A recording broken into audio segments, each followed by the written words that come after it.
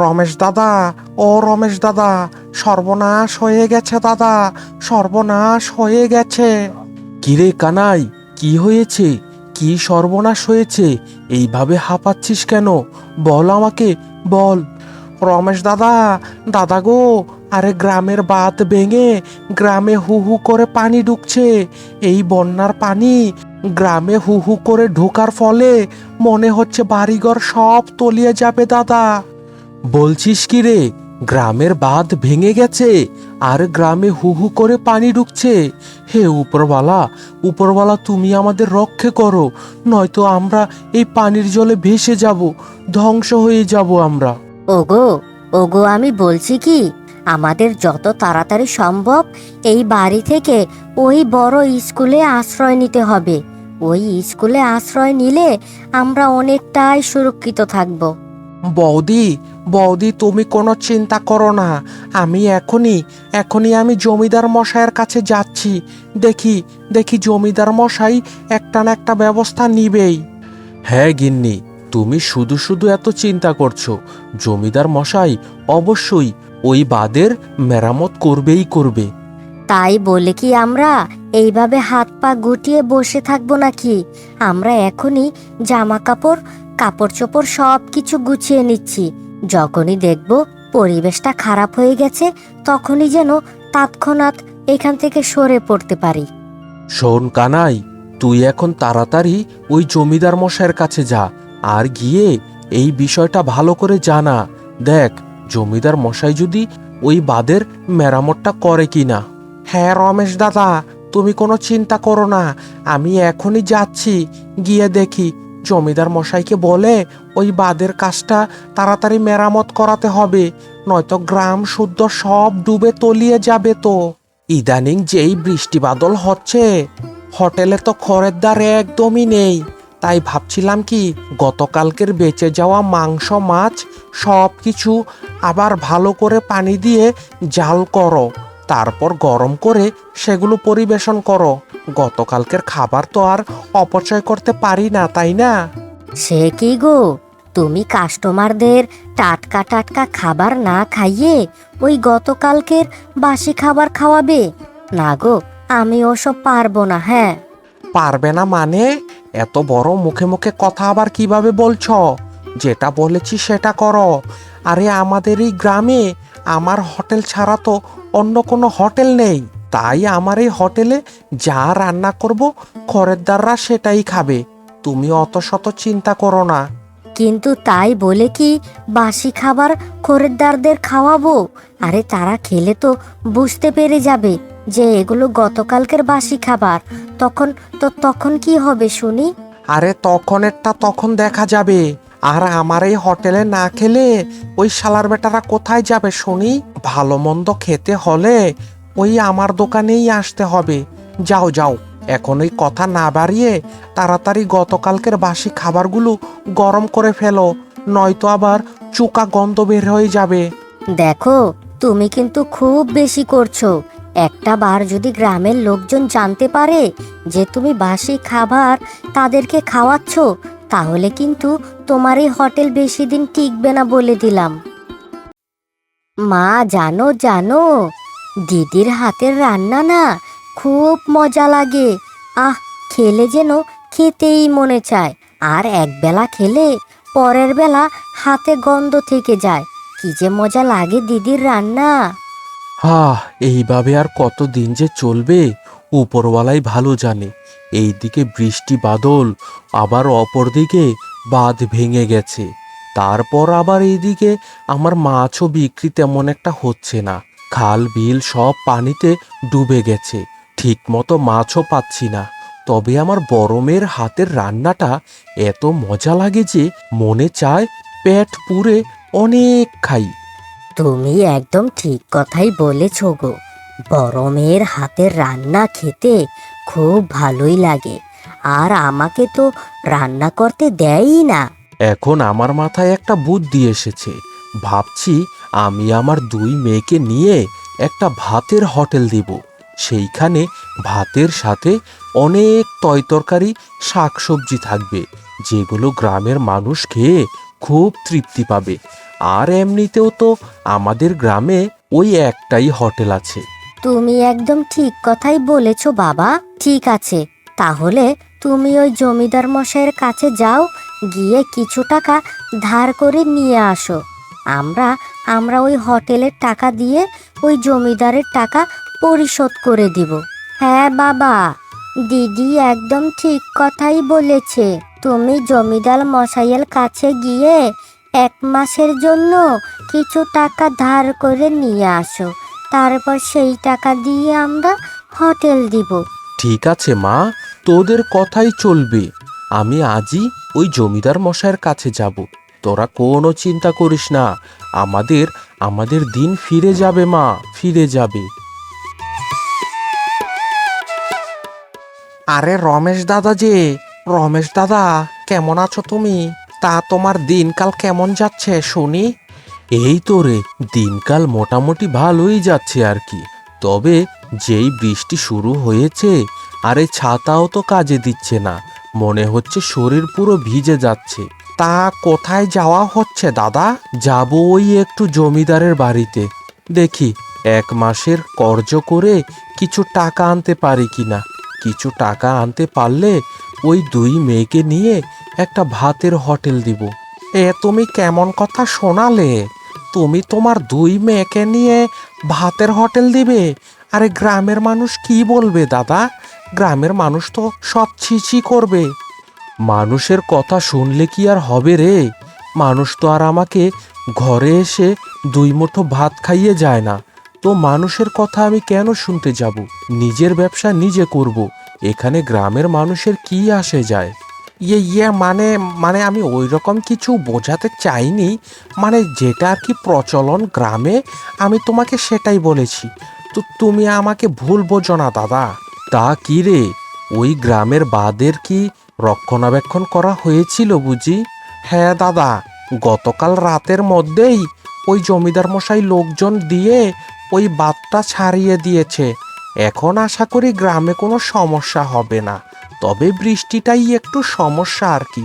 ঠিক আছে রে কানাই, তোর সাথে অনেক কথা হয়ে গেল। যাই যাই, আমি একটু জমিদার মশাইয়ের কাছে যাই। বেশি দেরি হয়ে গেলে হয়তোবা তাকে বাসায় খুঁজে পাবো না। রে রমেশ যে, তা কিরে রমেশ, এই বৃষ্টি বাদলের দিনে হঠাৎ করে আমার বাসায় আসলি যে? কোনো দরকারি কাজ আছে বুঝি? মানে জমিদার মশাই, মানে আপনার কাছেই আমি এসেছি, একটু দরকার ছিল আর কি। তা কি এমন দরকারে আমার কাছে আসা হলো? আমি কিন্তু আবার ওই সাহায্য টাহায্য স্বার্থের বিনিময় ছাড়া করি না। তোরা গ্রামবাসীরা সবাই কিন্তু এটা খুব ভালো করেই জানিস। মানে বলছিলাম কি জমিদার মশাই, মানে গ্রামে গ্রামে একটা ভাতের হোটেল দেব, আর টাকা পয়সাও হাতে নেই। তাই ভাবছিলাম কি আপনার কাছ থেকে যদি কিছু টাকা ধারে নিতে পারতাম, তাহলে সেই টাকা দিয়ে একটা ভাতের হোটেল দিতাম।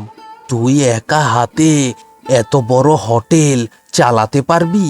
আরে হিমশিম খেয়ে যাবি তো তুই। না জমিদার বাবু, আমি একা না, আমার সাথে আমার 2 মেয়ে একসাথে হাতে হাত লাগাবে। 3 জন মিলে একসাথে কাজ করলে কোনো সমস্যাই হবে না। আহাহাহাহা, বলিস কি রে, তোর কি অভাবে পড়ে আর বিবেক শূন্য হয়ে গেছিস বুঝি? তুই তোর মেয়েদের দিয়ে হোটেল চালাবি? হাহাহাহা, আরে গ্রামের মানুষের কাছে তুই কি বলবি? আরে এই করলে তো এই গ্রামের কোনো ছেলে তোর মেয়েদের বিয়েও করতে চাইবে না। সেটা আমারটা আমি বুঝবো, সেটা গ্রামবাসীর বুঝে কোনো লাভ নেই। এখন আপনি আমাকে 1 মাসের ওই ধারে কিছু টাকা দেন, যেটা দিয়ে আমি আমার ওই হোটেলটা শুরু করতে পারি। আচ্ছা আচ্ছা ঠিক আছে, তোকে আমি 20,000 টাকা দিচ্ছি। তবে একটা শর্ত আছে, তুই যদি সামনের মাসের এই 10 তারিখের মধ্যে টাকাটা দিতে না পারিস, তাহলে কিন্তু তোর ওই ভিটে মাটিটা আমি কেড়ে নেব। ঠিক আছে জমিদার মশাই, আপনার কথা আমি সব সময় মনে রাখবো। আর ওই 1 মাসের আগেই আপনার সমস্ত টাকা আমি পরিশোধ করে দিয়ে দিব। এই নে তোর টাকা, আর কথাটা মনে রাখিস, 1 মাসের মধ্যে টাকাটা দিতে না পারলে তোর ওই ভিটে বাড়ি আমার। বাবা, ও বাবা, জমিদার মশাইয়ের কাছ থেকে তো টাকাটা তুমি নিয়ে এসেছো, আর আমাদের এইদিকে মাল সাবানা কিনাও সব শেষ হয়ে গেছে। তা আমরা এখন দোকানটা কবে খুলবো বাবা? তোরা কোনো চিন্তা করিস না মা, আমি ওই দিকের সমস্ত কাজগুলো করে ফেলেছি। দোকানও প্রায় করা শেষ হয়ে গিয়েছে। ভাবছি আগামীকাল সকাল থেকেই আমরা 3 জন মিলে ওই হোটেলটা শুরু করে দিব। বাবা, ও বাবা, আচ্ছা বলো তো, আগামীকাল আগামীকাল কি কি পথ করব? মানে আমার তো মাথায় আসছে না। কালকে কিন্তু খুব ভালো করে রান্না করতে হবে। আগামীকাল আগামীকাল ওই ইলিশ মাছের মাথা দিয়ে কচু শাক রান্না করবি, দেখবি গ্রামের লোকজন খেয়ে পুরো বাবা করবে।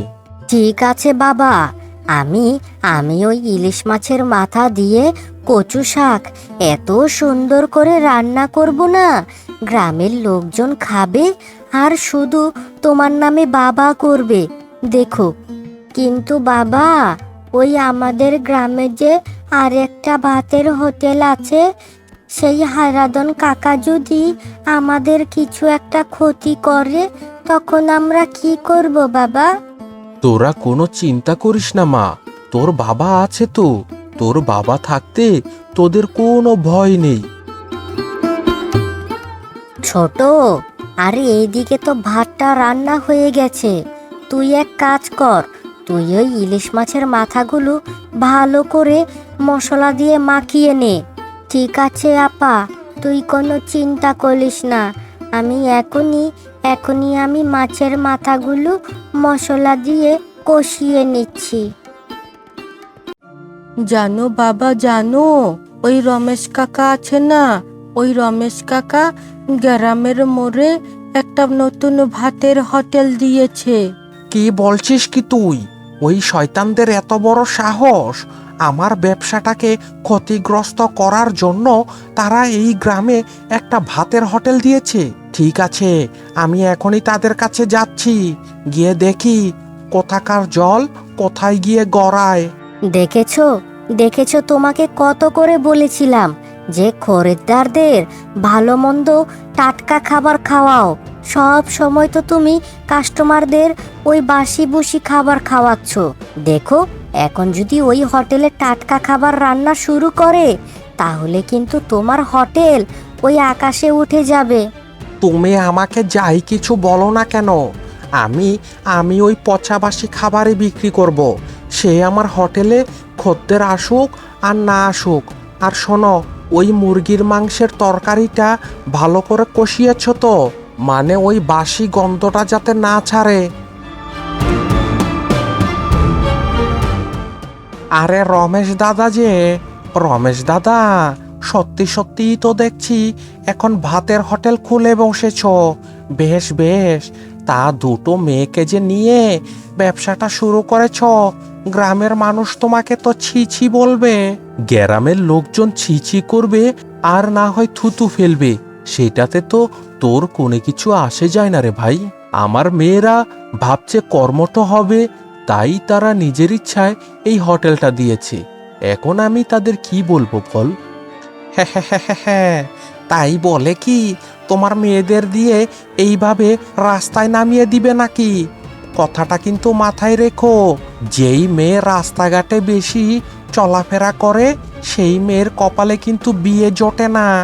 আর তোমার এই মেয়েদের কপালেও একটা ভালো স্বামী জুটবে না, কথাটা মাথায় রেখো। সেটা আমাদের পরিবারের কথা, ব্যক্তিগত ব্যাপার, সেখানে তোর নাক গলালে চলবে না। এখন তুই কিছু খাবি কিনা সেটা বল। তা কি রে মা, আজকে কি কি রান্না করেছিস শুনি? এই তো আজকে 5 পদের ভর্তা বানিয়েছি, ইলিশ মাছ ভাজা করেছি, আর ইলিশ মাছের মাথা দিয়ে কচু শাক রান্না করেছি। খেয়ে যাও না কাকা, খুব ভালো লাগবে। সব কিছু একদম টাটকা টাটকা রান্না করেছি। হ্যাঁ, ভেবেছিলি তোরা এখানে হোটেল দিয়ে অনেক টাকা কামাবি, তাই না? আমিও তোদের দেখে নেব কিভাবে তোরা এই হোটেল চালিয়ে ইনকাম করতে পারিস? আরে কি হলো কাকা, তুমি এইভাবে হঠাৎ করে থমকে গেলে কেন? আরে আরে বসে পড়ো, খাবারটা খেয়ে যাও। তোমার থেকে তো আমরা টাকা নিতে পারি না, তাই না? না না না, আজকে আর খাবো না। আমার হোটেলে অনেক খদ্দের আছে, সেখানে যাই। তোরা থাক, তোদেরটা তোরা ব্যবসা কর। দিদি, ও দিদি, দেখ না, আমাদের এই চালে কতগুলো লাউ ধরেছে। আচ্ছা, এই লাউ দিয়ে কালকে কি রান্না করা যায় বল তো? হ্যাঁ রে, তুই একদম ঠিক কথাই বলেছিস। আমাদের এই বাড়ির পাশে কত লাউ হয়েছে। ভাবছি আগামীকাল এই লাউ দিয়ে ইলিশ মাছ রান্না করব। দেখবি খুব মজা হবে। জমিদার মশাই যে, জমিদার মশাই, কেমন আছেন আপনি? আমার ভালো থাকা আর না থাকা নিয়ে তোদের কোনো প্রশ্ন করতে হবে না। তোর বাবা কোথায়? রমেশ, রমেশ কোথায়? জমিদার মশাই, বাবা তো ওই হাটে গিয়েছে কিছু মালামাল কেনার জন্য। আপনি বসুন, কিছু খাওয়া দাওয়া করুন। বাবা আসলে বাবার সাথে আপনি কথা বলবেন। এই মেয়ে শোন, তোর বাবা আসলে তোর বাবাকে ভালো করে বলে দিবি 1 মাস শেষ হওয়ার আর মাত্র 5 দিন বাকি। এই 5 দিনের মধ্যে যেন আমার টাকাটা আমাকে পরিশোধ করে দিয়ে দেয়। যদি টাকাটা পরিশোধ করে না দিতে পারে, তাহলে তো তোদের ভিটে বাড়িটা আমি কেড়ে নিব। হা হা হা হা হা। আচ্ছা ঠিক আছে জমিদার মশাই, বাবা আসলে আমি বাবাকে বুঝিয়ে বলবো। এই যে নিন, আপনার বড় দেখে একটা মুরগির রান দিয়েছি, খেয়ে খুব তৃপ্তি পাবেন। হ্যাঁ, নাম নাম নাম নাম নাম। এই বেটা, এই এই তুই এটা কি দিয়েছিস? হ্যাঁ, এটা তো দেখছি 2 দিনের বাসি মাংস। হ্যাঁ, মাংস থেকে বাসি গন্ধ বের হচ্ছে। আপনি কি বলছেন দাদা বাবু? আরে না না, এই মাংসটা বাসি হতে যাবে কেন? আরে এটা তো আজকে সকালে টাটকা রান্না করা মাংস। আপনার হয়তো কোথাও ভুল হচ্ছে দাদা। তোমরা কি আমাকে এখন খাবার চেনাবে? হ্যাঁ, না না না, এই হোটেলে আজকের পর থেকে আর আসবো না। ছি ছি ছি ছি ছি ছি ছি। সব সময় বাসি খাবার খাওয়াচ্ছে মানুষকে। মানুষ তো না পেয়ে খেয়েছিল এতদিন। আজকের পর থেকে এই হোটেলে আর আসবো না। হ্যাঁ, কি গো, কি গো, এখন কি করব? সকাল থেকে দুপুর হয়ে গেল, মাত্র একটা খদ্দের এসেছিল, সেটাও আবার খাওয়া পাত থেকে উঠে চলে গেছে। এইভাবে চললে তো আমাদের ব্যবসা লাটে উঠবে গো। কিরে রমেশ, আজকেই তো 1 মাস শেষ হতে যাচ্ছে। তা আমার টাকাটা বুঝিয়ে দিয়ে দে, নয়তো আজ সন্ধ্যার পরই তোর এই ভিটে মাটি আমি কেড়ে নিব। হ্যাঁ, জমিদার বাবু, বাবু আমাদের আরেকটা দিন সময় দিন। মানে ওই হোটেলের টাকাটা আসলেই আমি আপনাকে আগামীকাল টাকাটা পুরো বুঝিয়ে দিয়ে দিব। সময়ের যে কত দাম সেটা তো তোরা গরিব মানুষ বুঝবি না। আমি অত শত কথা জানি না রে ভাই। তুই আবার টাকাটা দে, নয়তো এই বসত বাড়ি আমার নামে করে দে। জমিদার মশাই, দয়া করে আমাদের একটা দিন সময় দিন। হোটেলের থেকে আজকে টাকাটা উঠে আসলেই আপনার টাকাটা পরিশোধ করে দেব। রমেশ দাদা, ও রমেশ দাদা, তোমাদের হোটেল থেকেই আসলাম। তোমার বড় মেয়ে আমাকে তোমাদের কাছে পাঠিয়েছে। এই নাও, এই টাকাগুলো দিয়েছে। আর বলল আজকে নাকি অনেক খদ্দের এসেছে, হোটেলও খুব ভালো চলছে। এই নিন জমিদার মশাই, আপনার টাকা। এখন তো আশা করি আপনি আর আমাদের ভিটে মাটিটা দখল করবেন না। ঠিক আছে রে রমেশ, আজকের মতো তোরা বেঁচে গেলি। তবে এক কাজ করিস, আমাকে একদিন নিমন্ত্রণ দিয়ে তোদের হোটেলে খাওয়াস। শুনলাম তোদের হোটেলে নাকি সব তাজা তাজা জিনিস রান্না করা হয়।